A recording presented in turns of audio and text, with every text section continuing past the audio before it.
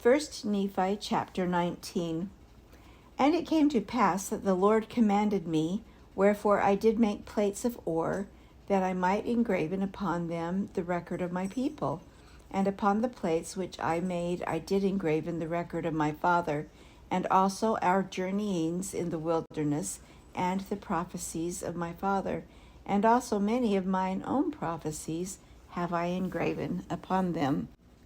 And I knew not at the time when I made them that I should be commanded of the Lord to make these plates.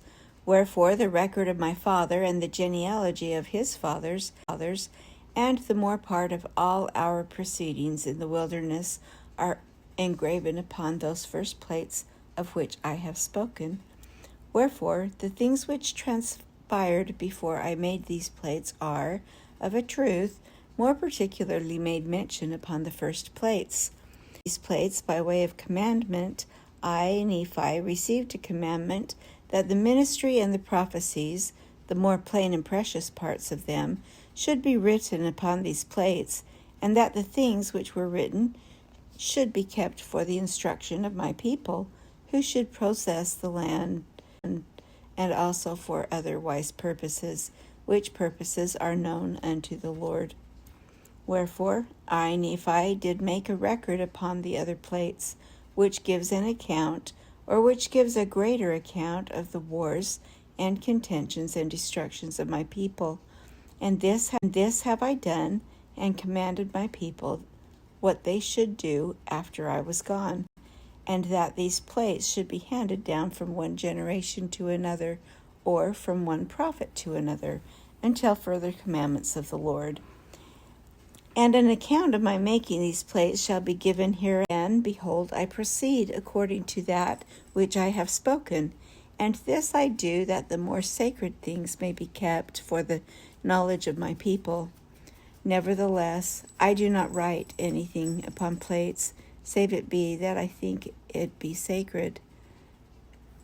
And now, if I do err, even did they err of old, not that I would excuse myself because of other men, but because of the weakness which is in me, according to the flesh, I would excuse myself. For the things which some men esteem to be of great worth, both to the body and soul, others set it not, and trample under their feet. Yea, even the very God of Israel do men trample under their feet. I say trample under their feet, but I would speak in other words. They set him at naught, and hearken not to the voice of his counsels.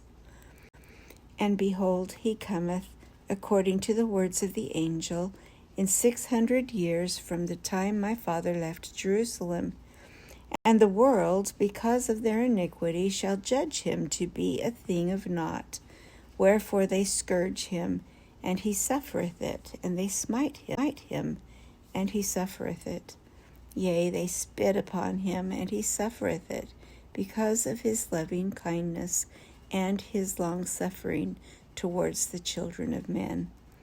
And the God of our fathers, who were led out of Egypt, out of bondage, and also were preserved in the wilderness by him, yea, the God of Abraham and of Isaac, and the God of Jacob, yieldeth himself according to the words of the angel, as a man into the hands of wicked men, to be lifted up according to the words of Zenock, and to be crucified according to the words of Nehem, and to be buried in a sepulchre according to the words of Zenos, which he spake concerning the 3 days of darkness, which should be a sign given of his death unto those who should inhabit the isles of the sea, more especially given unto those who are of the house of Israel. For thus spaketh the prophet, the Lord God surely shall visit all the house of Israel at that day, some with his voice, because of their righteousness, unto their great joy and salvation, and others with the thunderings and the lightnings of his power, by tempest, by fire, and by smoke and vapor of darkness, and by the opening of the earth, and by mountains which shall be carried up. And all these things must surely come, saith the prophet Zenos, and the rocks of the earth must rend, and because of the groanings of the earth, many of the kings of the isles of the sea shall be wrought upon by the Spirit of God to exclaim, the God of nature suffers.